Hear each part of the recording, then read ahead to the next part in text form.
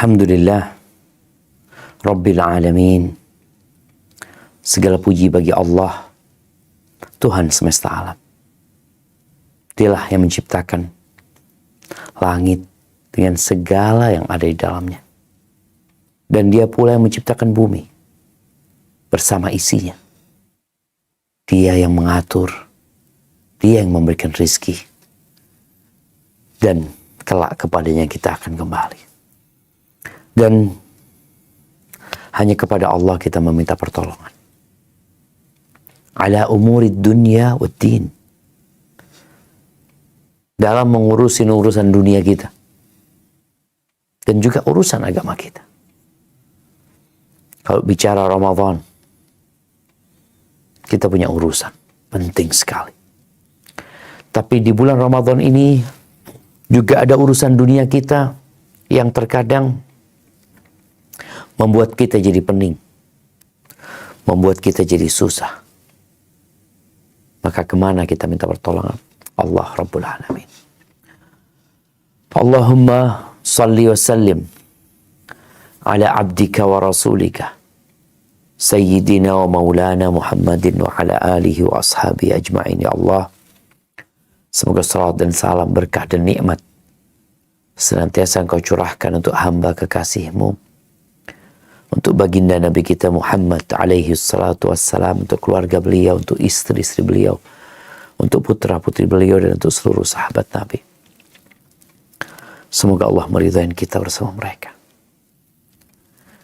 Hari ini, hari Sabtu, tanggal 3 Ramadan. Entah ini Ramadan keberapa yang telah kita lewati. Sebelum berbincang tentang amalan apa sih yang perlu kita lakukan selama bulan Ramadan ini, Ana rasa kebanyakan kita udah tahu. Akan tetapi tidak banyak dari kita yang mau dan bersungguh-sungguh mengamalkan amalan tersebut.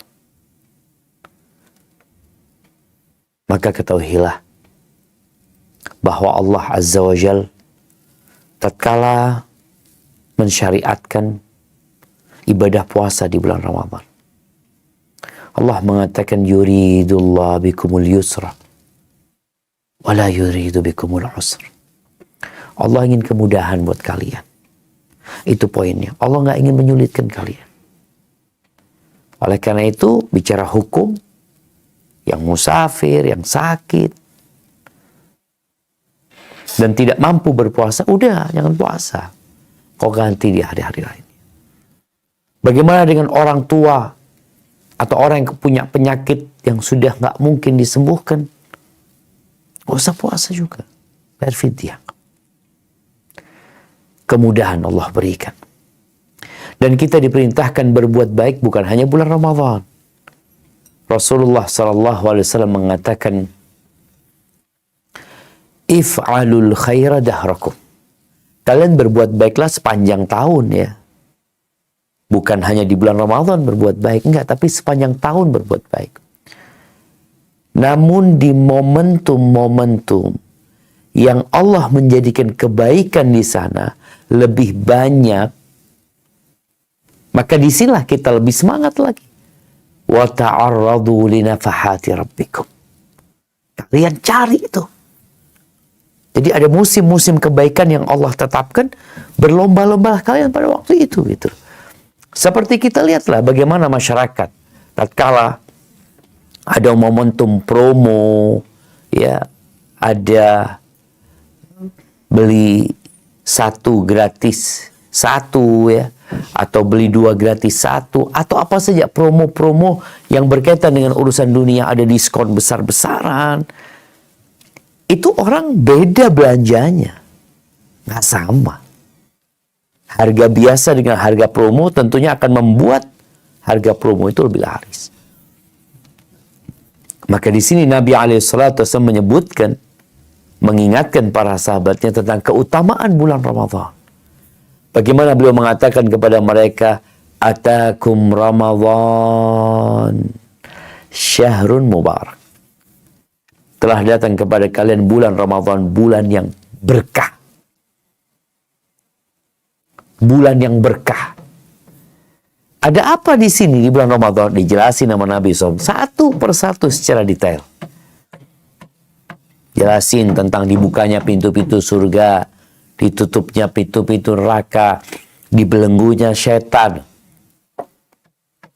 Kemudian ada penyeru kepada kebaikan yang mengatakan ya baghiyal khair akbir, ya baghiyal khair akbil, wa ya baghiyal syarr aqsir. Yang mau berbuat jahat tahan. Kemudian di setiap malam di bulan Ramadan ini ada manusia-manusia yang divonis bebas dari api neraka. Dan di bulan Ramadan ini ada satu malam yang lebih baik dari 1000 bulan. Terus engkau mau ngapain? Mau nggak? Ini ada penawaran. Ya. Tapi penawaran itu orang-orang beriman. Makanya kalau bicara Ramadan, kita akan mengingat firman Allah di surat Al-Baqarah ayat 183. Ya ayyuhalladzina amanu kutiba alaikumusiyam. Wahai orang-orang yang beriman, diwajibkan atas kalian berpuasa. Alladzina amanu. Yang beriman aja. Karena kalau nggak beriman, kita seperti menjelaskan emas buat orang buta. Engkau kasih 2 kilo emas buat orang buta nih emas. Dipegang keras ya emas ini. Dia buta. Apa bedanya dia dengan besi? Apa bedanya dia dengan batu? Sama-sama keras. Karena dia tidak dapat melihat. Yang dapat melihat adalah orang-orang yang beriman. Sehingga mereka bersungguh-sungguh di bulan Ramadan ini. Bagaimana Aisyah menceritakan karena Rasulullah SAW yajtahidu fi Ramadan ma la yajtahidu fi ghairi. Nabi Muhammad SAW di bulan Ramadan beliau bersungguh-sungguh tidak seperti kesungguhan beliau di bulan-bulan lainnya.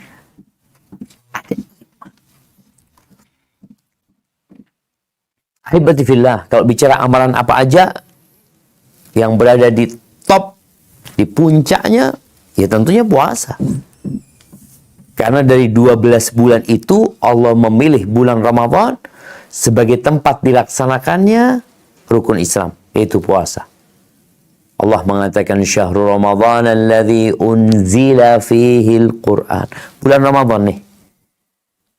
Tempat diwajibkannya berpuasa. Dan puasa ini sangat spesial. Ibadah yang sangat istimewa. Mungkin sebagian kita berpuasa, tapi dia belum ada rasa bahwa dia sedang istimewa. Di dalam hadis yang diriwayatkan oleh Imam Bukhari dan Muslim, Rasulullah SAW mengatakan, "Kullu amal ibni Adam lahu al-hasanatu bi 10 amthaliha ila 700 dhif." Semua amalan manusia itu, anaknya Adam ini milik dia. Udah ada aturan penggajiannya. Kalau bicara orang kerja, udah ada aturan penggajiannya. Ini dapat berapa, ini dapat berapa, udah. Disebutkan bahwa 1 dilipat gandakan jadi 10 kali lipat sampai 700 kali lipat. Ini ada list sehingga kita tahu.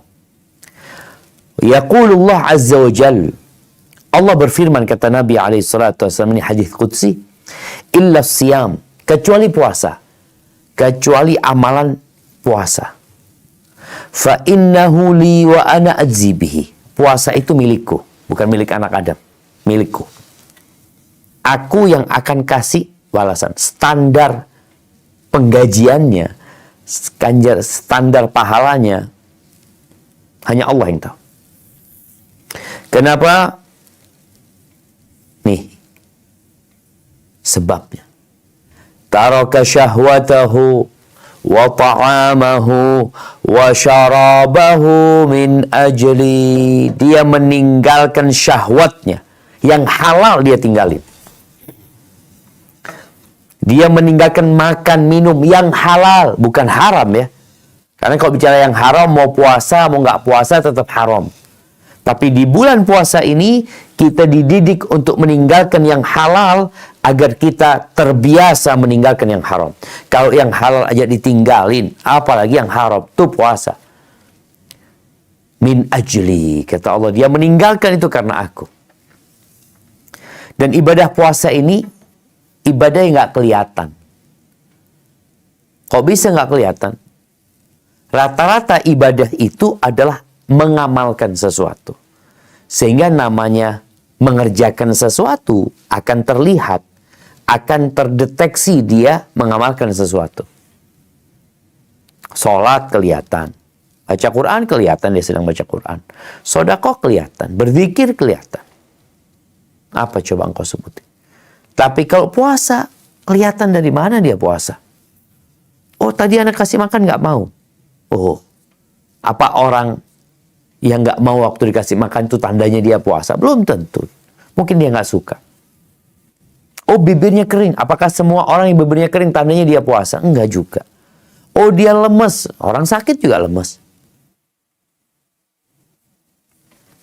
Ini puasa. Sesuatu yang istimewa. Karena memang tidak terlihat. Dia di ruangan sendiri tetap jaga puasa. Lisa'im farhatan. Kata Nabi SAW, buat orang yang puasa ada dua kegembiraan. Farhatun inda fitrih wa farhatun inda liqa'i rabbih. Yang pertama kegembiraan tatkala dia berbuka. Yang kedua kegembiraan tatkala dia berjumpa dengan Allah. Maka bagi yang puasa, tolong hadirkan kerinduan kepada Allah. Engkau sedang meniti jalan menuju perjumpaan dengan Allah SWT. Ada kesenangan yang sudah ditetapkan. Kita yang selama ini berdoa memohon kepada Allah Azza wa Jal. Tapi kan kita gak pernah ngelihat Allah. Nanti suatu hari Allah akan pertemukan kita. Dan semoga kita diperkenankan untuk itu. Itu buat orang yang puasa. Wala khalufu famis shaim.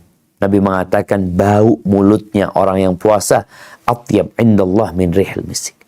Lebih baik, lebih harum di sisi Allah daripada misik. Daripada aroma misik. Maka engkau puasa. Ini rukun Islam. Ini bukan anjuran. Ini bukan kalau mau. Tapi ini kalau engkau ngaku muslim. Kalau engkau nggak muslim, jangan puasa. Enggak, ini kewajiban untuk yang puasa. Itu amalan yang pertama. Dan pelaksanaannya harus dengan dua syarat.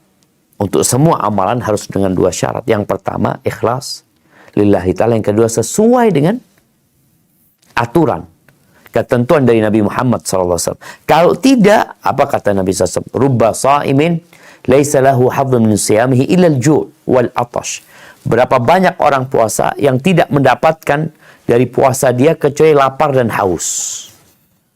Kecuali lapar dan haus. Ini ketika puasa tapi tidak sesuai dengan aturan.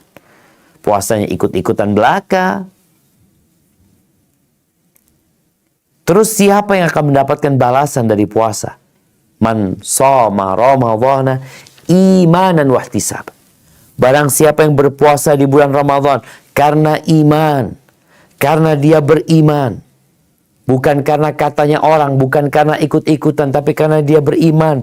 Dia termasuk yang dipanggil dalam firman Allah, ya ayyuhalladzina amanu kutiba alaikumusiyam, maka dia berpuasa. Wahtisaban, dia berharap pahala.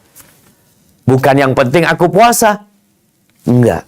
Dia mengharapkan sesuatu dari Allah. Terus apa yang Allah akan berikan?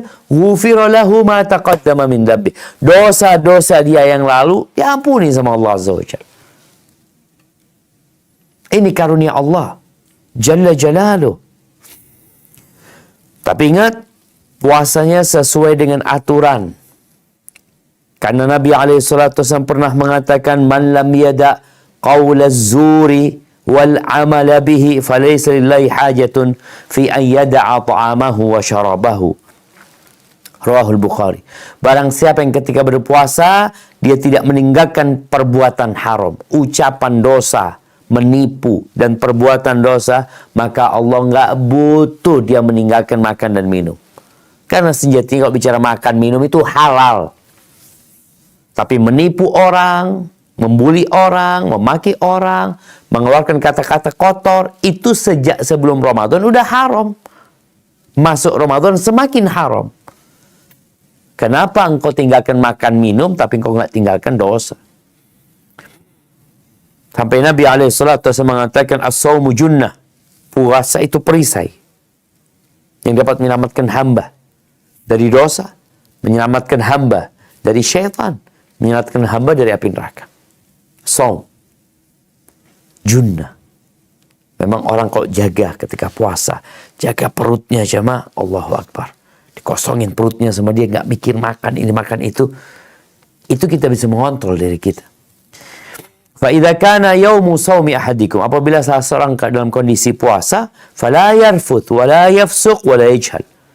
Jangan ngomong kotor, jangan berbuat dosa, jangan melakukan tindakan-tindakan bodoh. Kalau sedang berpuasa, fa in sabbahu ahadun, kalau ada yang memaki dia, ngajak berantem dia, au qatalahu falyaqul inni imra'un sha'im inni imra'un sha'im. Lalu dia mengatakan, aku sedang puasa. Aku sedang puasa. Akhrajahul Bukhari Muslim. Maka kalau engkau puasa, alhamdulillah, tolong dijaga. Jangan sampai puasamu nggak batal tapi nggak ada pahala. Apa gunanya? Capek, lelah tadi, cuma dapat haus dan lapar. Kemudian ada pesan dari sahabat ya, bagaimana mengatakan idza kana yaumu shaumika, kalau engkau sedang puasa jangan seperti hari biasa. Engkau sedang puasa. Jadi harus ada perubahan sikap di diri kita. Yang kedua, insyaallah kita semua sudah tahu, yaitu qiyamul lail, yang dikenal dengan salat tarawih. Yang kata Nabi alaihi salatu wassalam, man qama Ramadan, barang siapa yang sholat di bulan Ramadan, di malam harinya, imanan wahtisaban, karena iman dan berharap pahala, bukan karena ikut-ikutan. Sekali lagi, bukan karena ikut-ikutan, bukan karena nggak enak, bukan karena disuruh, tapi karena dia beriman kepada Allah dan dia berharap pahala. Dapat apa? Ghufira lahu ma taqaddama min dzambih, dosa-dosa dia yang lalu akan diampuni sama Allah Azza wa Jalla. Dan itu tanda orang beriman. Apa kata Allah di surat Al-Furqan ayat 63 dan 64? Nah, silakan dibaca.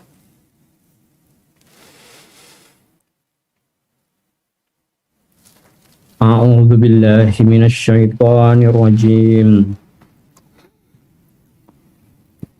Wa ibadur rahmanil ladzina yamshuna 'alal ardi hawna wa idza khatabahumul jahiluna qalu salama.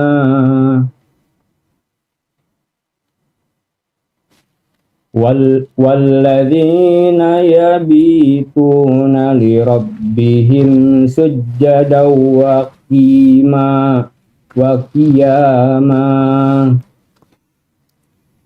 Dan hamba-hamba Tuhan yang Maha Penyayang itu ialah orang-orang yang berjalan di atas bumi dengan rendah hati, dan apabila orang-orang jahil menyapa mereka, mereka mengucapkan kata-kata yang baik. Dan orang yang melalui malam hari dengan bersujud dan berdiri untuk Tuhan mereka. Masya Allah. Ya, kita lihat di sini bagaimana sikap hamba Allah.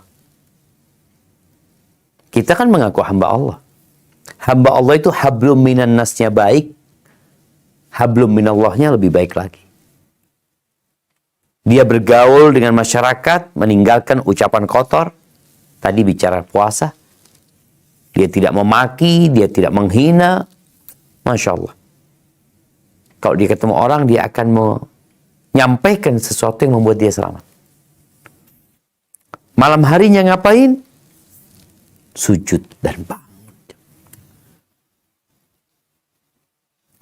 Oleh karena itu, tatkala Rasulullah SAW hijrah dari kota Mekah ke kota Madinah. Beliau mengatakan kepada para sahabatnya sesampainya di kota Madinah, "Ayyuhan nas, afshus salam, wa at'imut ta'am, wasilul arham, wa sallu bil lail wan nasu niyam, tadkhulul jannata bisalam." Wahai umat manusia, kalian tebarkan salam. Berbagilah makanan. Sambung silaturahim. Ini lebih kepada hablum minan nas. Wasallu bil lail wan nasu niyam. Salatlah di malam hari tatkala orang-orang tidur.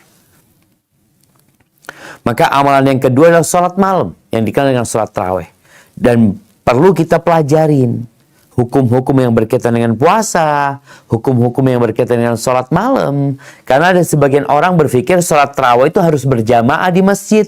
Kalau nggak di masjid atau nggak berjamaah, nggak bisa. Salat malam ini sepanjang tahun sebenarnya. Jadi bukan hanya di bulan Ramadan. Di bulan Ramadan lebih ditekankan. Maka hendaklah kita berusaha untuk sholat malam jamaah di bulan Ramadan ini. Dan kata Aisyah radhiyallahu taala anha, la tada' qiyamal lail. Jangan tinggalkan sholat malam. Jangan tinggalkan sholat malam. Lu gimana kalau capek lelah? Fa inna Rasulullah SAW kana la yada'uhu.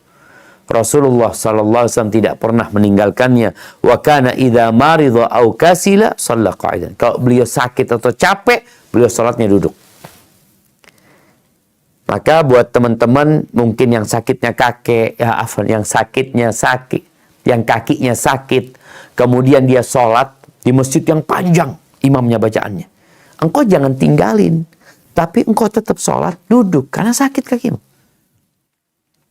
Dan bicara sholat sunnah ini boleh dalam kondisi duduk. Tapi jangan ditinggalin. Masjid ya Allah panjang banget bacaannya, kakiku sakit, ya udah engkau duduk. Tetap sholat. Bukan pulang. Bukan malah cari masjid yang pendek. Enggak, tetap di situ.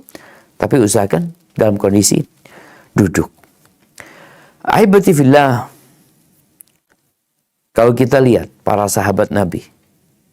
Bagaimana mereka mencontoh Nabi alaihi salatu wassalam. Mereka benar-benar berusaha untuk sholat malam. Hudzaifah bin Yaman pernah bermakmum kepada Nabi SAW. Dan dia mendapati Nabi satu rakaat membaca Al-Baqarah, An-Nisa, Ali Imran. 3 surat panjang-panjang dibaca satu rakaat. Dan disebutkan bahwa di masa Umar bin Khattab radhiyallahu taala an, kana al-qari' yaqra'u bil mi'in. Dulu biasanya imamnya itu kalau sholat bacanya ratusan ayat. Surat yang ayatnya ratusan. Hatta kunna na'tamid 'ala al-'usi min tulil qiyam. Sampai karena panjangnya berdirinya imam itu, kita bersandar di tongkatnya. Bersandar di tongkat tuh. Sahabat Nabi cerita bagaimana mereka sholat. Mereka sampai bersandar kepada tongkat mereka. Lalu dikatakan, wa ma kanu yansarifun illa 'indal fajr. Mereka nggak selesai sholat kecuali hampir subuh. Jadi waktu sahurnya itu mepet sekali. Tapi mereka lakukan itu. Maka berusaha kita untuk sholat malam. Dan kalau bisa sholatnya sama imam sampai selesai. Karena Nabi SAW mengatakan, man qama ma'a imamihi hatta yansarif, kutiba lahu qiyamul lailah.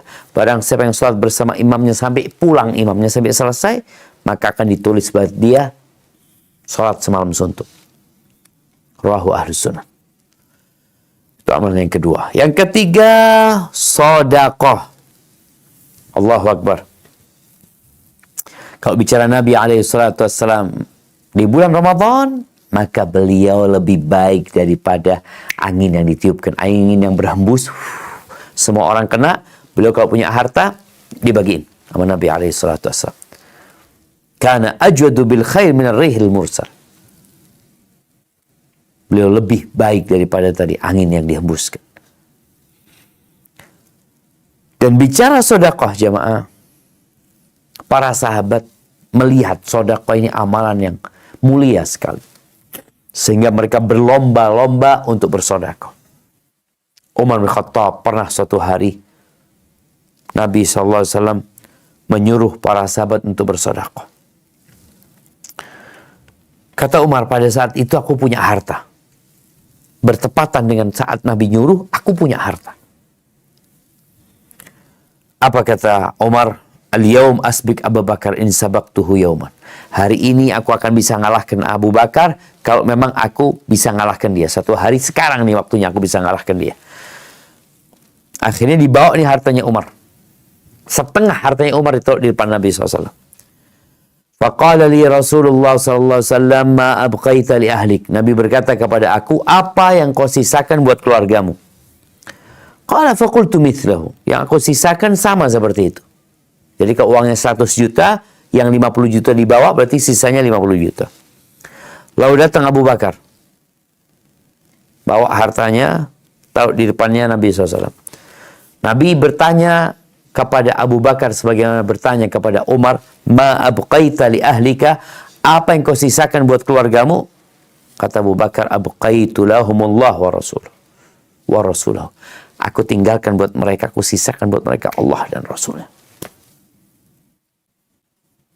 Apa kata Umar melihat keimanan Abu Bakar yang begitu kuatnya?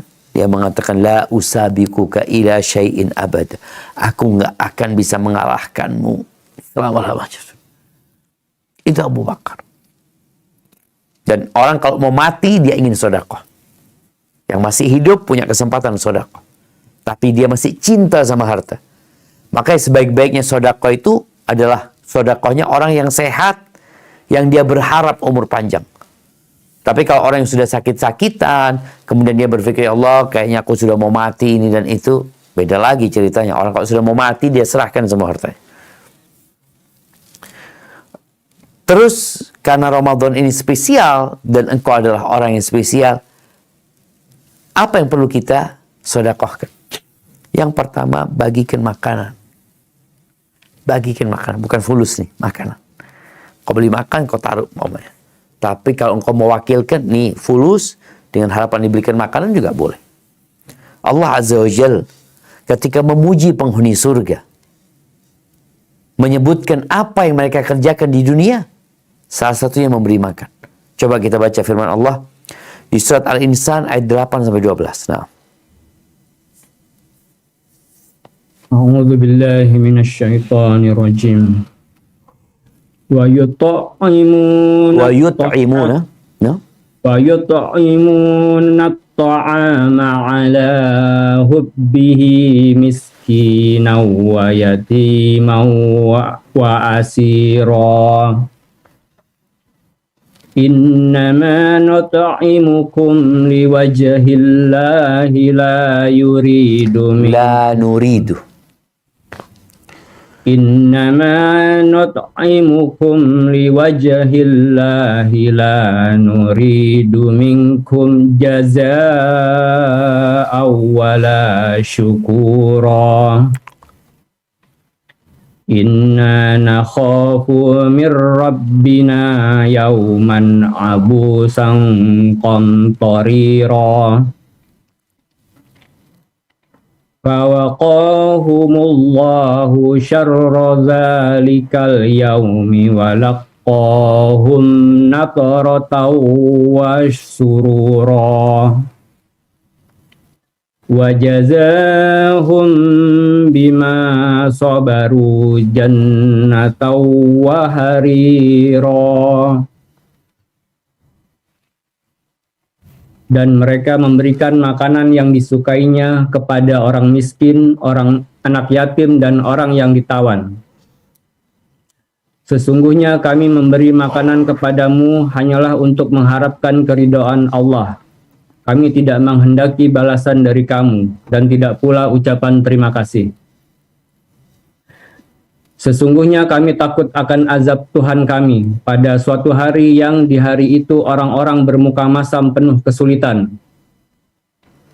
Maka Tuhan memelihara mereka dari kesusahan hari itu dan memberikan kepada mereka kejernihan wajah dan kegembiraan hati. Dan Dia memberi balasan kepada mereka karena kesabaran mereka dengan surga dan pakaian sutra. Allahu Akbar jamaah. Sedekah ini perlu sabar. Berbagi makanan kepada orang, makanan yang kita sukai itu perlu kesabaran. Ya, gimana kita cinta sama harta, kita suka, kita capek ngumpulin, tahu-tahu kita bagikan ke orang. Surga balasan. Perlu kesabaran. Dan perlu keikhlasan. Allah sebutkan bagaimana sikap mereka. Innama nut'imukum liwajhillah. Kami memberikan makanan karena berharap pertemuan dengan Allah. La nuridu minkum jazaan wala syukur. Kami nggak butuh dibalas dan kami nggak butuh ucapan terima kasih. Karena kalau ada riya, nggak ada gunanya. Jadi semua ibadah harus dengan keikhlasan. Kalau kita lihat jemaah, para salafus soleh, di antara mereka itu ada yang nggak mau berbuka kecuali kalau ada orang yang nampingin. Orang miskin dipanggil untuk berbuka dengan mereka. Dan dari ibadah memberi makan ini akan muncul ibadah lainnya. Akan muncul kecintaan kepada saudara kita. Kesian sama dia. Rahmat ibadah hati akhirnya. Tumbuh mahabbah dan kasih sayang. Itu manfaat dari kita berbagi makanan. Jadi berbagi makanan nggak harus waktu berbuka. Boleh jadi waktu sahur. Boleh jadi waktu tarawih. Tapi yang jelas, berkaitan dengan berbagi makanan ini, selain fadilah umum berbagi makanan, tidak hanya di bulan Ramadan, dan tidak hanya untuk berbuka, ada anjuran untuk memberikan buka puasa kepada orang yang berpuasa. Kata Nabi SAW dalam hadis riwayat Ahmad, "Man fattara sha'iman kana lahu mithlu ajrih, ghaira annahu la yanqus min ajri shaimi syai'." Barang siapa yang memberikan buka puasa bagi orang puasa, dia akan mendapatkan pahala seperti orang yang puasa itu, tanpa mengurangi pahala orang itu. Dia dapat pahala, menganggap pahala dia itu satu gunung, kok dikasih juga satu gunung. Memberikan buka ini, ya Allah, ya, sesuatu yang sebenarnya nggak sulit, jemaah. Kita sering diajak buka bersama, atau kita juga melihat di masjid-masjid ada program buka bersama. Nah, boleh ikut, boleh. Tapi bagaimana engkau tetap mengamalkan sedekah, bukan tiap hari makan nasinya orang. Tapi kok bisa orang-orang itu makan nasimu? Engkau yang beli atau engkau yang pesan, kau berikan kepada mereka. Ini menjadi sebuah amalan yang indah. Engkau berangkat ke masjid, ya nanti akan ada orang yang bagi berbuka, tapi aku juga mau bawa gitu loh. Aku juga ingin berbagi di masjid. Silahkan. Supaya engkau dapat pahala orang-orang yang puasa itu. Kemudian amalan yang keempat, membaca Al-Quran. Karena bulan Ramadan ini bulannya Al-Quran. Syahrul Ramadan alladhi unzila fil Quran. Bagaimana Jibril datang kepada Nabi SAW untuk bermudarasah, agar Nabi menyetorkan hafalannya kepada Jibril alaihissalam. Itu selama bulan Ramadan sampai hatam Nabi alaihissalam. Kemudian salafus saleh ada yang hatam Quran di luar Ramadan sebulan sekali. Masuk Ramadan tiap 7 hari, 7 malam. Kemudian 10 hari terakhir tiap malam. Jadi kita nih harus naik dalam bacaan Quran kita. Kalau kemarin kita umpamanya 10 awal 1 juz, 10 kedua mungkin 2 juz. 10 ketiga mungkin 3 juz per hari.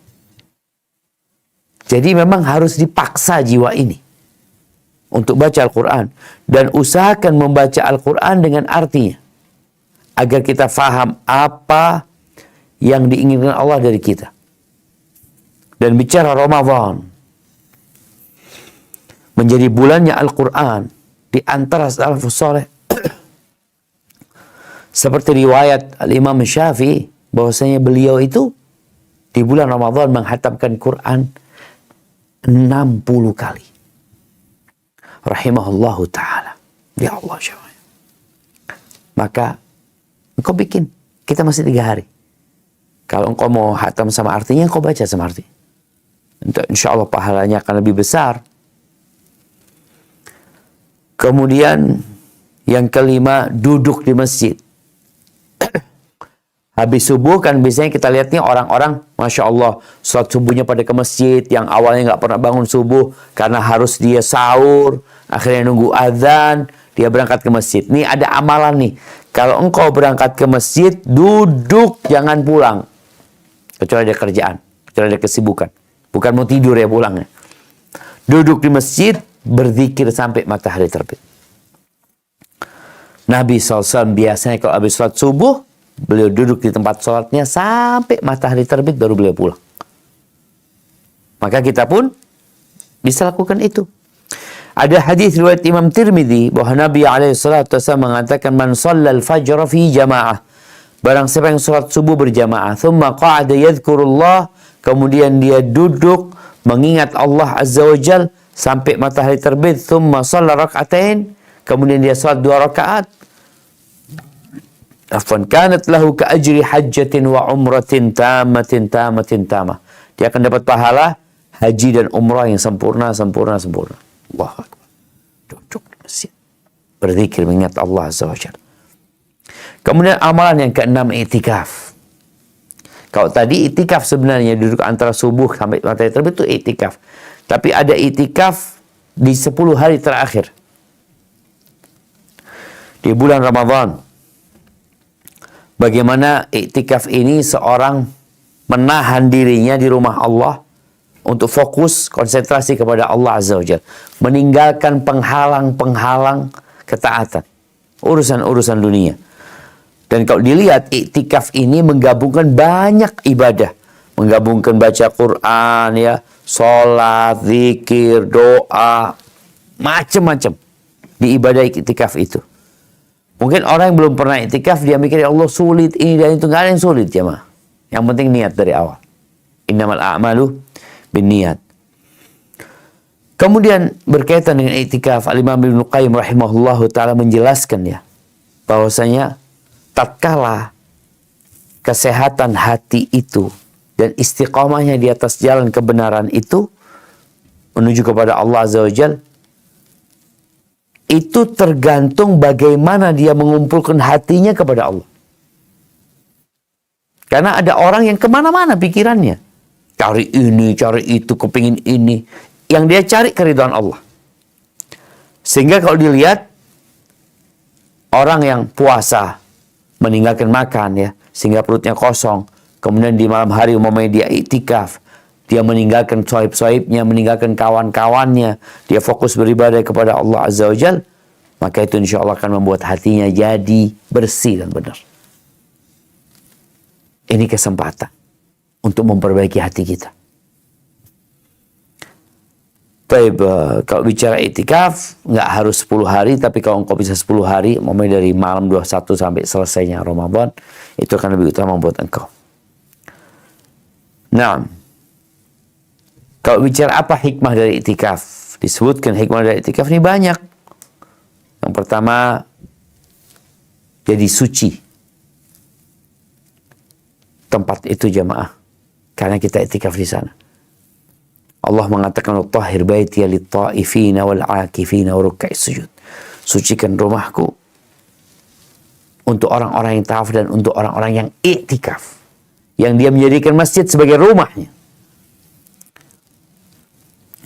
Kemudian Nabi SAW ketika di 10 akhir Ramadan beliau iktikaf, tapi pada saat beliau hendak meninggal dunia beliau iktikaf 20 hari jamaah. Sallallahu alaihi wasallam. Jadi ketika beliau mau meninggal dunia beliau tambah semangatnya lagi. Lalu perempuan-perempuan juga dibolehkan iktikaf, tapi di rumahnya dia akan lebih baik tentunya.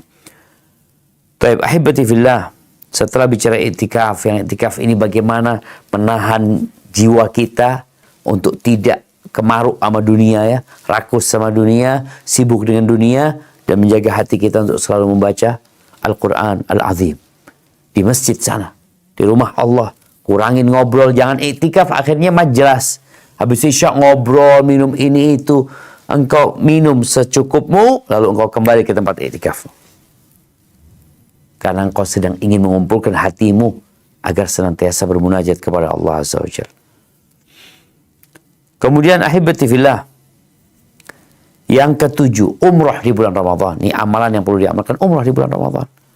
Rasulullah SAW mengatakan, umratun fi Ramadan ta'dilu hajjah. Umrah di bulan Ramadan itu setara dengan haji. Akhrajahul Bukhari wa Muslim. Dan di riwayat lain disebutkan hajjatan ma'i, seperti haji bersamaku. Maka yang umrah di Ramadan adalah bersyukur kepada Allah Azza wa Jalla. Yang belum punya niat umrah, niatkan. Ustaz takut nggak punya fulus, engkau niat aja. Niat kalau punya fulus berangkat. Semoga Allah kasih kau fulus. Ketika engkau nggak dikasih fulus, ya udah engkau sudah punya niat mau berangkat. Aku sudah melangkah, tapi ternyata kuotanya nggak ada umpamanya ketika bicara mau umrah di bulan Ramadan ini nggak bisa, visanya keluar atau apalah. Ini kesempatan. Kemudian yang ke-8, cari Lailatul Qadar. Karena Lailatul Qadar itu lebih baik dari 1000 bulan. Kau cari kapan Lailatul Qadar dengan cara tadi beribadah, baca Quran, ibadah-ibadah yang lainnya. Karena Nabi SAW mengatakan, man qama Lailatul Qadri, barang siapa yang bangun di malam penentuan malam kemuliaan itu akan imanan wa ihtisaban, karena beriman dan karena berharap pahala dari Allah Azza wa Jalla, maka akan diampuni dosa-dosa dia yang lalu. Dan kita tahu surat Al-Qadr ya, bagaimana Allah menjelaskan, inna anzalnahu fi lailatul qadri wa ma adraka ma lailatul qadr, lailatul qadri khairun min alfi syahr. Lailatul Qadar itu lebih baik daripada 1000 bulan. Iya, bicara itikaf, usahakan kita itikaf. Yang ke-9, memperbanyak zikir, doa, dan istighfar. Zikir, doa, istighfar. Kau zikir puji nama Allah, kau istighfar mohon ampun, lalu kau berdoa, memohon kepada Allah Azza wa Jalla. Dan ada waktu yang mustajab buat seorang muslim ya, ketika berpuasa, ketika dia berbuka, di sepertiga malam akhir, kemudian di waktu sahur itu juga waktu istighfar, kemudian cari waktu yang mustajab untuk berdoa. Cari waktu yang mustajab. Kalau engkau nggak hafal doanya, baca. Engkau butuh punya bacaan, aku baca. Kadang-kadang doa kita ini rendah sekali, hanya minta dunia. Maka tolong kau minta buat akhirat. Kemudian yang ke-10, ini berkaitan dengan hablum minan nas juga, yaitu menyambung rahim. Jangan nunggu Idul Fitri. Karena ada orang, oh nanti aku akan minta maaf. Sekarang kau minta maaf. Belum tentu umurmu sampai ke Idul Fitri. Maka segera, bertobat itu segera, bukan menunda-nunda. Walaupun dosanya kepada manusia, tetap kita mensegerakan tobat kita. Bicara silaturahim ini, insya Allah semua sudah faham dengan keutamaan menyambung rahim. Di mana Nabi SAW mengatakan, man sarrahu ayyubsatolahu fi rizqih. Barang siapa yang ingin rizkinya diluaskan, wa yunsa'lahu fi atharih, umurnya ditambah, ajalnya ditunda, fal hendaklah dia menyambung rahimnya. Fal yasir rahimahu. Seperti itu. Jadi jangan ditinggalkan. Kemudian Nabi SAW juga mengatakan silaturahim tazidu fil umur. Silaturahim itu menambah umur. Dan silaturahim ini adalah menjaga hubungan baik dan berbuat baik kepada kerabat. Kepada yang ada hubungan darah kita sama dia. Itu namanya silaturahim. Dan silaturahim bukan harus berkunjung. Boleh jadi engkau telepon, boleh jadi engkau kirim surat, kirim orang, kirim hadiah. Menandakan bahwasanya engkau tidak memutus rahimmu. Maka ahibati fillah, itu mungkin beberapa amalan yang perlu kita fokus mengerjakannya. Tapi sekali lagi, tolong dikerjakan dengan ikhlas. Dengan penuh penghayatan. Karena ada orang yang puasa tidak dapat kecuali lapar. Dan ada orang yang puasa malam nggak dapat kecuali begadang. Sedangkan kita tentunya nggak mau seperti itu. Kita inginnya ibadah kita diterima oleh Allah Azza wa Jalla. Sedangkan Nabi SAW mengatakan, man amila amalan laisa alaihi amruna fahuwa raddun. Barang siapa yang beramal satu amalan yang nggak ada contohnya dari kami, maka akan tertolak. Itu mungkin yang dapat Anda sampaikan. Anda kembalikan ke Bang Arif untuk memulai sesi tanya jawab. Barakallahu fikum. Masya Allah, jazakumullah khair, Ustaz. Barakallahu fik. Apa yang telah Ustaz sampaikan tadi, ada 10 amalan yang mungkin kita coba untuk kita maksimalkan di bulan Ramadan ini. Mungkin untuk berikutnya ada beberapa pertanyaan Ustaz yang akan kita ajukan ke Ustadz. Kita akan pilih yang sesuai dengan tema saja, kita mengingat waktu yang terbatas. Untuk itu kepada Ahi Beta, tafadhol.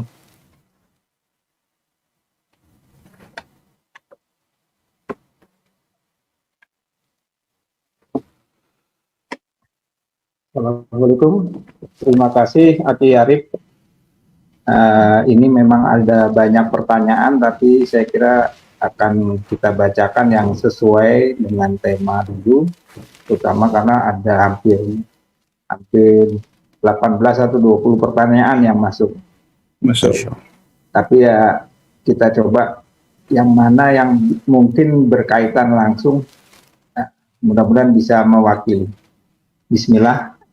Pertama ada pertanyaan dari seorang istri di mana suami beliau adalah mu'alaf, di mana sang mu'alaf ini belum sholat, belum bisa puasa, terus inginnya diajak menjalankan rukun Islam, tetapi masalahnya beliau adalah perokok berat dan bekerja di lapangan, sehingga istri bingung harus bagaimana untuk menghadapi ini. Kira-kira begitu. Untuk menyiapkan makanan di siang Ramadan, dia masih ragu begitu, Ustaz. Pertanyaan pertama itu, Ustaz. Masya Allah, barakallahu fiik. Naam, jamaah rahimakumullah. Mu'allaf itu sebenarnya istilah buat orang yang baru masuk Islam, atau orang yang ingin dilembutkan hatinya supaya masuk Islam. Ketika dia sudah masuk Islam dan sudah bertahun-tahun, udah nggak dikatakan mu'allaf, tapi dikatakan ya Muslim. Sahabat Nabi semuanya mu'allaf. Apa dikatakan Abu Bakar mu'allaf, Umar mu'allaf, Uthman mu'allaf, Ali mu'allaf? Artinya hanya saja wallahu a'lam, mungkin di bahasa Indonesia ini makna mu'allaf di bahasa Indonesia itu lawan dari orang yang lahir muslim. Mungkin seperti itu. Makanya kadang-kala, oh ibu saya mu'alaf, anak tanya kapan masuk Islam? Ya sudah 25 tahun yang lalu sebelum anak lahir. Jadi mungkin istilah mu'alaf di sini ini diperuntukkan orang yang bukan lahir Islam. Baik, nggak apa-apa. Kalau itu memang istilah yang dipakai. Maka anak kepingin tahu sebenarnya suaminya itu kapan masuk Islamnya. Kemudian kenapa dia masuk Islam? Karena banyak di antara mereka yang masuk Islam karena tuntutan mau nikah. Sehingga dia juga nggak ngerti tentang apa itu Islam. Apalagi berkaitan dengan puasa, ya ini dan lainnya. Maka nasihat anak buat istri, engkau perlu mendidik suamimu. Dan biasanya kalau ada orang baru masuk Islam, Nabi SAW mengatakan kepada para sahabatnya, Aqri'uhul Qur'an wa'allimuhu umura dini au faqihuhu fid din. Ajarkan kepadanya Al-Quran dan fahamkan dia dengan urusan agama. Itu yang harus dilakukan. Kalau sekarang mungkin suamimu nggak sholat, terus dia Islamnya apa gitu loh. Maka sebagai seorang istri, hendaklah berusaha semaksimal mungkin untuk menasihatin suaminya. Untuk ngajak suaminya puasa, sholat. Tentunya dengan kesadaran ya, harapannya seperti itu. Maka perlu diajak ke kuburan untuk mengingatkan dengan kematian. Perlu diajak di tempat-tempat bencana untuk mengingatkan bencana itu bisa menimpa siapa saja. Sehingga hatinya jadi lembut, ketika dikasih tahu sholat, dia akan sholat. Itu harapannya sambil didoakan. Dan seorang istri nggak boleh menyediakan makanan buat suaminya di siang hari. Yang seharusnya dia puasa, nggak puasa malah istri yang menyediakan. Katakan enggak. Seharusnya kau puasa gitu. Bukan malah istri mendukung suaminya tidak berpuasa. Hadza wallahu a'lam bissawab. Nah.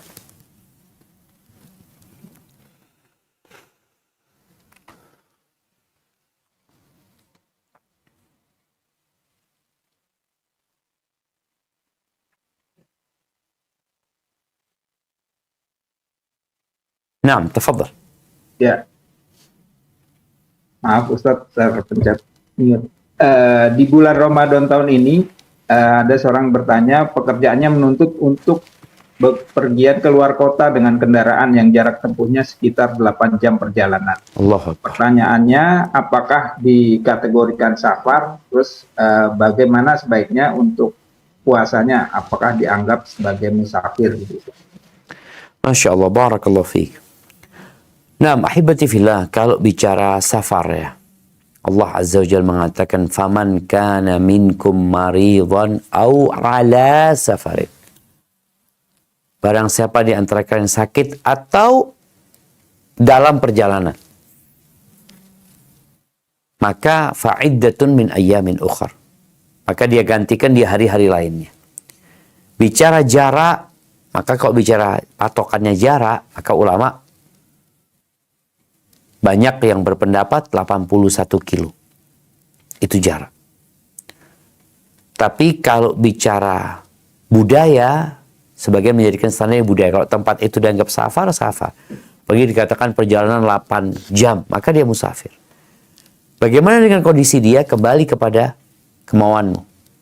Kalau engkau gak capek, enak, lebih baik engkau puasa. Tapi kalau engkau sampai lemah, capek ini itu, engkau berbuka. Karena punya utang itu beban. Lebih baik engkau tidak berhutang. Tapi kalau kondisimu sulit, maka lebih baik engkau berpuasa, engkau tidak berpuasa. Karena ditakutkan engkau milih puasa lalu engkau sakit, sehingga lebih banyak nanti hari-hari yang bolong yang engkau tidak berpuasa di dalamnya. Jadi intinya bahwasanya musafir seperti yang disebutkan tadi, boleh dia tidak berpuasa, tapi dengan catatan dia gantikan di hari-hari lainnya. Tapi kalau dia kuat, mampu, tidak menyusahkan dia, lebih baik dia berpuasa, tetap dalam kondisi berpuasa. Hadza wallahu a'lam bissawab. Selanjutnya ada pertanyaan dari seorang ukti bahwa apabila di bulan Ramadan ini dalam pertengahannya mendapatkan haid, kemudian untuk pembacaan Al-Qur'annya digunakan Al-Qur'an terjemahan, karena kalau berhenti khawatir malas lagi, Ustaz. Masya Allah. Nah, ahibati fillah, ini masalah sering ditanyakan ya, masalah membaca Al-Quran buat orang yang haid. Ini bukan hanya berkaitan dengan Ramadan, tapi dengan hari-hari biasa. Apakah wanita yang datang bulan, juga nifas, itu boleh membaca Quran apa tidak? Ada yang berpendapat nggak boleh, karena ada hadis berkaitan dengan junub, sehingga dikiaskan haid kepada junub. Atau juga ada hadis yang sebenarnya dhaif secara hukumnya. Maka pendapat yang lebih kuat, hukum asalnya wanita haid itu boleh baca Quran, tapi tidak dengan memegang mushaf. Kalau mushaf, mungkin dia tidak pegang, atau pakai sesuatu yang tidak ada, yang membuat terhalang tangannya dari menyentuh mushaf tersebut. Kalau ternyata dia baca dari terjemahan, nggak apa-apa, karena terjemahan itu bukan mushaf. Yang diharuskan bersuci, menurut jumhur ulama, adalah memegang mushaf, yaitu lembaran yang tidak ada di dalamnya kecuali kalamullah tabaraka wa ta'ala. Hadza wallahu a'lam bissawab. Ya. Selanjutnya untuk masih berkisar perempuan ini, Ustadz, bahwa sholat di rumah apakah diperbolehkan dalam arti mendapatkan malam Lailatul Qadar, Ustadz, untuk iktikafnya apabila sholat sampai menunggu syuruk begitu? Oh, ini sholat menunggu syuruk apa sholat malam? Sholat di rumah, bagaimana bisa dapat sholat syuruk? Maksudnya gitu, sorry. Oh, maaf. Bukan Lailatul Qadar, bukan. Untuk mendapatkan Lailatul Qadarnya bagaimana gitu? Oke, siap. Jadi berarti kayaknya ke itikaf juga ini, Ustaz. Ada dua pertanyaan berarti di sini. Iya. Nah, iya. Berkaitan dengan wanita, kita tahu wanita juga dianjurkan untuk iktikaf ya. Berdasarkan istri-istri Nabi iktikaf. Istri-istri Nabi iktikaf di Masjid Nabawi. Bahkan setelah meninggalnya Nabi SAW mereka iktikaf. Tapi tidak harus. Wanita ini punya banyak keterbatasan. Makanya istri-istri Nabi yang iktikaf, wallahu a'lam, kayaknya nggak punya anak. Seperti Aisyah, Hafsah, umpamanya. Sofia nggak punya anak, dia bisa iktikaf. Tapi kalau punya anak, dia kan harus ngurusin anaknya. Harus ada banyak hal yang dia selesaikan. Sehingga bagi wanita yang ingin iktikaf, jangan sampai menelantarkan yang jadi kewajibannya. Dan dia juga harus izin dengan suaminya. Baik. Meraih Lailatul Qadar tidak harus dengan iktikaf. Tapi meraih Lailatul Qadar dengan kita memperbanyak ibadah di malam-malam 10 hari terakhir. Baik tadi amalan yang kita sudah sebutkan itu. Jadi usahakan untuk diamalkan. Memang ada pendapat Abu Hanifah, perempuan boleh iktikaf di masjid rumahnya. Kalau ada musola, tempat dia sholat, ya udah, dia boleh iktikaf di sana. Adapun apakah orang yang wanita yang sholat di rumah, kemudian dia menunggu waktu terbitnya matahari, lalu dia sholat 2 rakaat, apakah dia akan dapat pahala umroh dan haji yang sempurna? Wallahu a'lam bishawab. Ana mendapat ada 2 pendapat ulama. Yang satu mengatakan insya Allah dia dapat, karena memang perempuan tidak dianjurkan di masjid, dianjurkan di rumah sholatnya. Maka tatkala dia sholat di rumah, lalu di tempat itu dia diam, berzikir, baca Quran, berdoa, semoga dia dapat pahala umroh tersebut. Karena dia nggak dianjurkan ke masjid memang. Pendapat yang kedua, ya dia mengatakan wallahu alam, insya Allah dia berada di kebaikan yang banyak sekali. Ada kebaikan banyak buat dia dengan dia tetap berzikir tempatnya sampai matahari terbit. Karena ada orang yang di rumah tapi dia nyapu, dia ini, banyak kegiatan dia lakukan.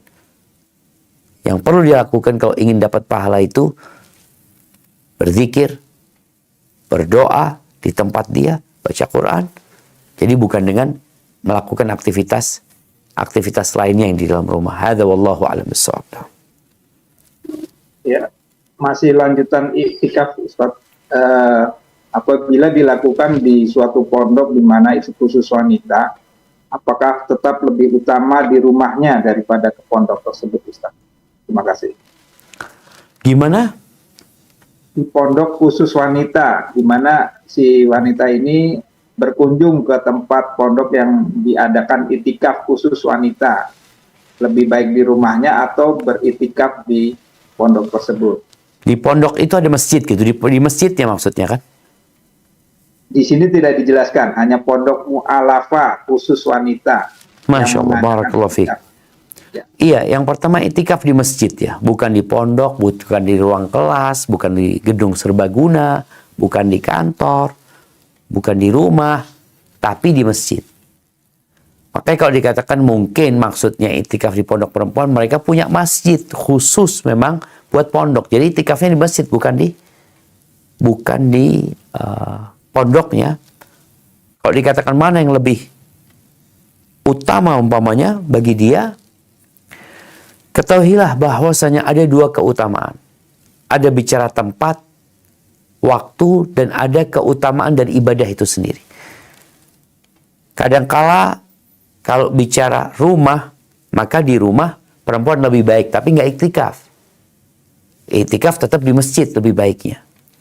Namun kalau dia di masjid ternyata ya banyak yang ngajak ngobrol ya, akhirnya iktikafnya nggak sempurna. Mungkin di rumah dengan menjaga kualitas ibadah dia itu akan lebih utama. Kembali kepada kondisi masing-masing.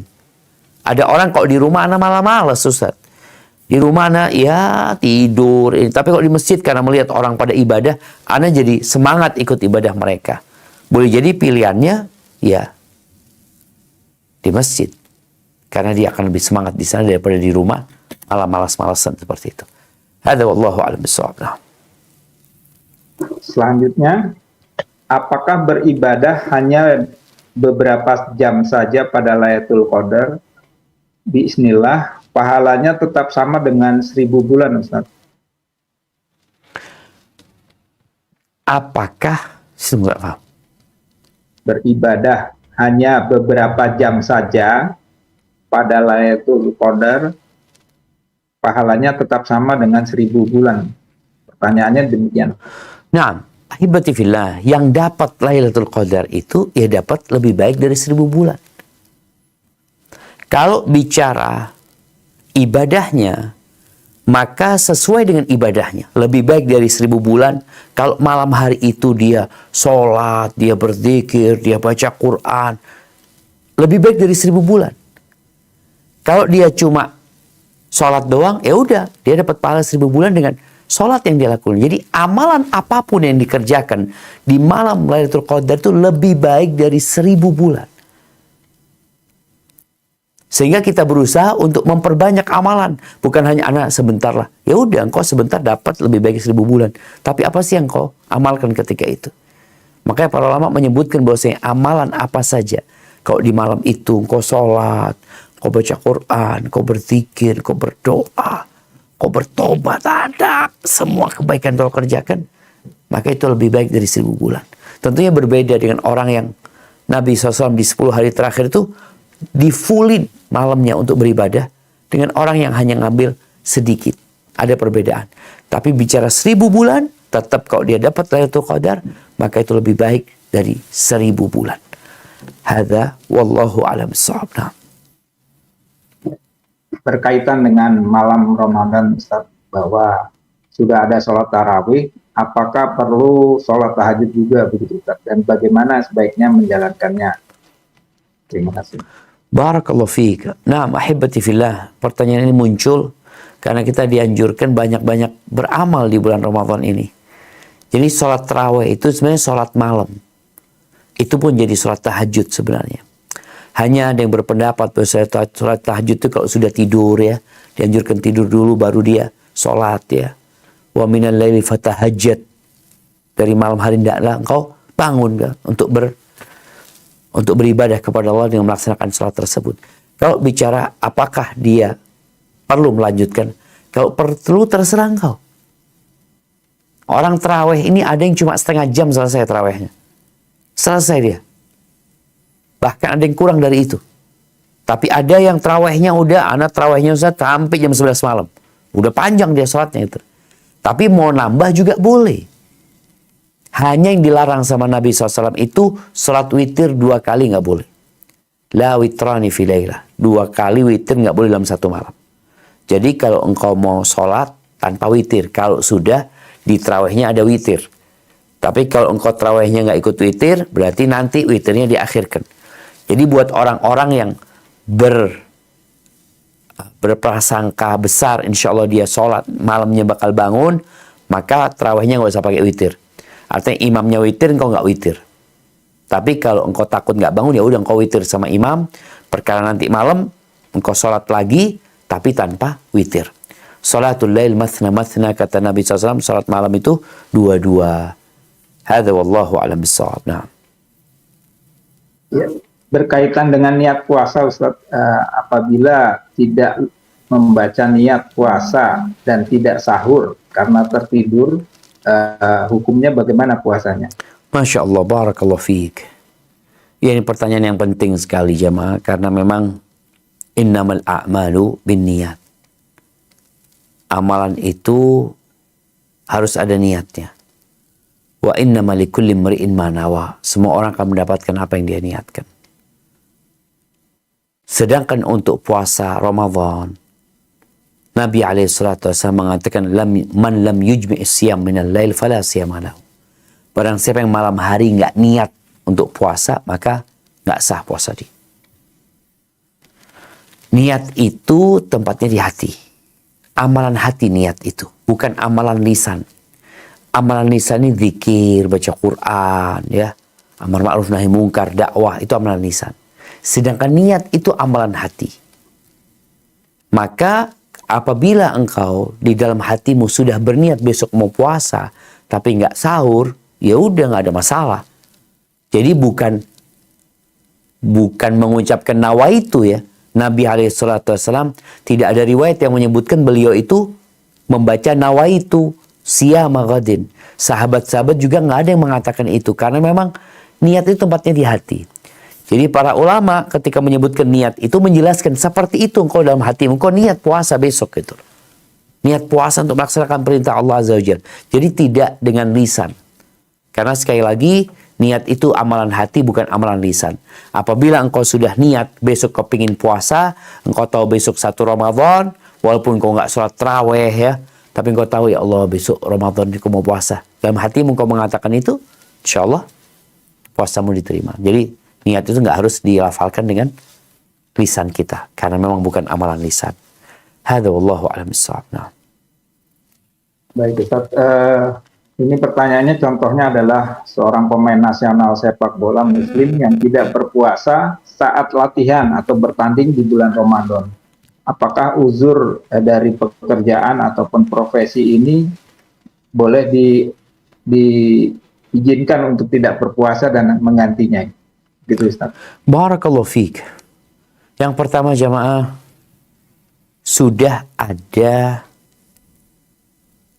dispensasi. Yang musafir yang sakit. Wanita hamil, nyusuin, orang tua yang sudah nggak mampu lagi berpuasa. Jadi Islam itu ingin kemudahan.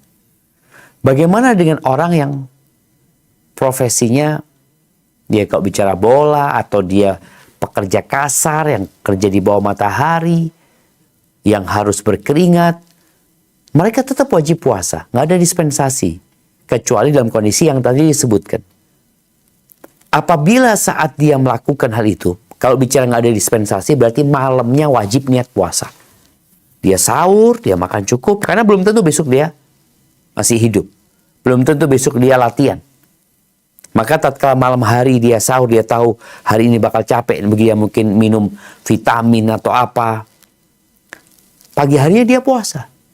Kalau nanti di tengah-tengah ketika dia sedang bekerja, ketika dia sedang berlatih, yang kemudian dapat membahayakan nyawa dia, maka dia masuk kategori yang sakit nantinya. Maka dia boleh. Tapi kalau enggak, alhamdulillah kok enak. Karena terus terang ada pekerja-pekerja itu yang memang nggak niat puasa. Kalau ditanya, Bapak kok nggak puasa? Oh nggak kuat. Loh, Bapak emangnya sahur? Oh enggak. Memang niat nggak puasa gitu. Kalau orang sakit niat nggak puasa jelas selesai. Aku nggak puasa, aku sakit. Oke. Tapi engkau sehat. Ya, tapi kan aku mau kerja capek. Ya itu, engkau niat. Boleh jadi besok hujan deras nggak jadi kerja engkau. Dan enak. Jadi tetap yang tidak ada dispensasi, ya nggak boleh dia niat nggak puasa. Dia malam harinya niat berpuasa, tapi kalau nanti di tengah-tengah jalan memang membahayakan dia, beda lagi kondisinya. Maka dia berbuka puasa, bukan tidak puasa. Tapi dia berbuka puasa sebelum waktunya atau dia membatalkan puasanya karena sakit. Karena takut membahayakan nyawanya. Hadza wallahu a'lam bissawab. Ya, masih berkaitan dengan, ada kaitannya dengan foto nih Ustaz. Jadi apabila mereka pulang kampung ke rumah keluarganya ataupun orang tuanya yang masih banyak ditempel foto keluarga. Nah pertanyaannya, apakah ketika malam Lailatul Qadar itu malaikat tidak akan turun di rumah tersebut? Begitu pertanyaannya Ustaz. Ahibati fillah. Rasulullah SAW mengatakan, La tadkhulul malaikatu baitan fihi kalbun wa surah. Au surah. Malaikat tidak masuk ke rumah yang di situ ada gambar-gambar yang terlarang secara agama dan anjing. Jadi kalau di rumah tersebut ada gambar yang secara hukum agama terlarang, malaikat nggak masuk, malaikat rahmat yang nggak masuk. Jadi kalau bicara ketika malam Lailatul Qadar, ya itu turun malaikat ke muka bumi. Tidak disebutkan masuk, tapi malaikat turun di muka bumi ini. Dan jumlah malaikat pada hari itu seperti jumlah butiran pasir atau jumlah butiran kerikil yang ada di muka bumi.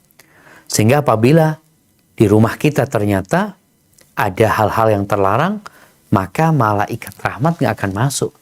Tapi malaikat pencabut nyawa, malaikat yang mencatat tetap akan masuk gitu. Jadi intinya kalau memang di situ ada yang terlarang, yang malaikat memang nggak masuk, mau itu di Lailatul Qadar, mau itu di hari-hari biasa, mereka juga nggak masuk. Hadza wallahu a'lam bishawab. Ya, baik. Selanjutnya masih ada pertanyaan 2 atau 3 lagi, Ustaz.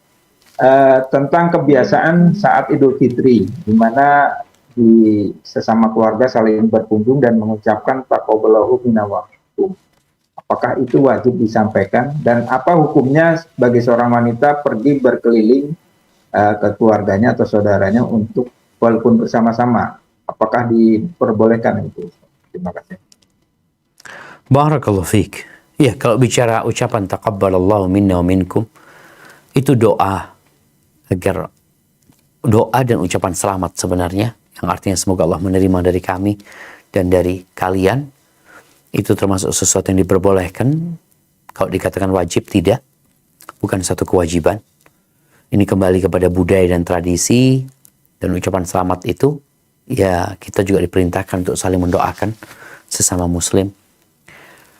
Adapun kalau bicara mereka perempuan-perempuan datang keliling ya ke rumah saudaranya, maka dilihat kalau itu bukan safar, boleh-boleh aja. Kalau bukan safar, karena yang diharuskan perempuan ada mahramnya itu ketika dia musafir. Hadza wallahu a'lam bishawab. Ya, mungkin ini penutup pertanyaan, Ustadz, berkaitan dengan puasa sunnah. Begitu kita selesai Ramadan, biasanya ada puasa Syawal, ataupun yang paling berat adalah puasa Nabi Daud. Bagaimana caranya supaya tidak diketahui orang? Agak sulit juga. Masya Allah, barakallahu fiik. Ya, sebenarnya puasa ini jamaah, ibadah yang tidak diketahui orang. Puasa ini. Karena puasa itu meninggalkan dan tidak melakukan apa-apa. Kalau sholat, gimana supaya nggak kelihatan sholat? Gimana sholat kelihatan gitu. Hanya mungkin bagaimana supaya kita itu ketika waktunya makan, itu kan kita akan ketahuan berpuasa itu ketika waktu makan. Ketika kita nggak ada acara makan, selesai, aman berarti. Mungkin caranya menghindarin tempat-tempat yang kita di situ ada makan dan minum. Makanya tadi ketika nggak ada makan dan minum, kayak sekarang orang kerja, ada makan dan minum. Jadi mereka ngelihat kita juga nggak tahu kita puasa apa tidak, orang kita nggak melakukan apa-apa.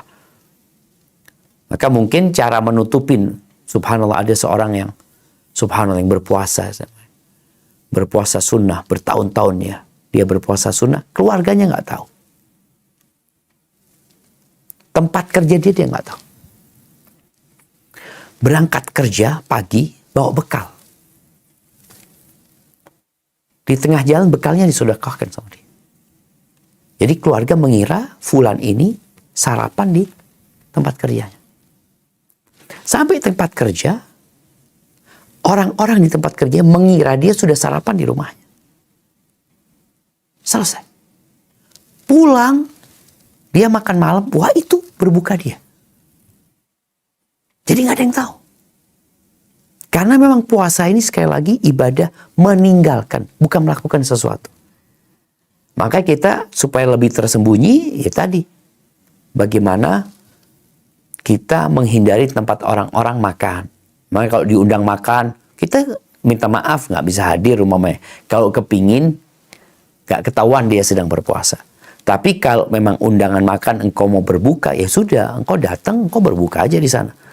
Karena nggak apa-apa orang yang puasa sunnah itu membatalkan puasanya karena undangan umpamanya seperti itu. Mungkin seperti itu jamaah, dan intinya kita itu ingin diterima amalan kita. Syarat diterima adalah ikhlas dan sesuai dengan aturan, tuntunan dari Nabi Muhammad SAW. Bicara keikhlasan, ada amalan yang bisa kita sembunyikan. Dan ada amalan yang tidak bisa kita sembunyikan. Ikhlas itu amalan hati. Disebutkan sebuah riwayat athar dari Bani Israel. Disebutkan oleh Ibnu Abi Dunya dalam salah satu kitabnya.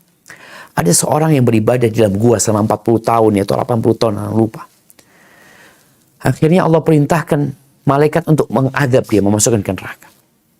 Heran malaikat, ya Allah, dia itu udah bertahun-tahun ibadah sembunyi-sembunyi, kenapa dia diadab gitu? Iya, dia ibadah sembunyi-sembunyi dalam gua sana, tapi dia kepingin diketahui orang. Jadi ingat, bukan bicara sembunyi-sembunyinya, tapi bicara bagaimana kondisi hati. Mungkin kau beribadah terang-terangan, kelihatan orang kau puasa, iya aku puasa. Tapi hatimu memang gak ada urusan mau minta pujian, saya gak ada. Maka intinya bagaimana kita memanage hati kita agar kita beribadah hanya untuk Allah Azza wa Jal. Dan di bulan Ramadan ingat, yang mendapatkan pahala hanya yang berpuasa imanan wahtisaban. Yang dapat Lailatul Qadar hanya yang imanan wahtisaban. Yang dapat pahala sholat malamnya hanya yang imanan wahtisaban. Karena beriman dan ikhlas berharap pahala dari Allah Azza wa Jalla. Barakallahu fiik. Itu mungkin dapat Anda sampaikan. Kurang lebihnya mohon maaf. Anda kembalikan ke moderator. Jazakumullah khairan.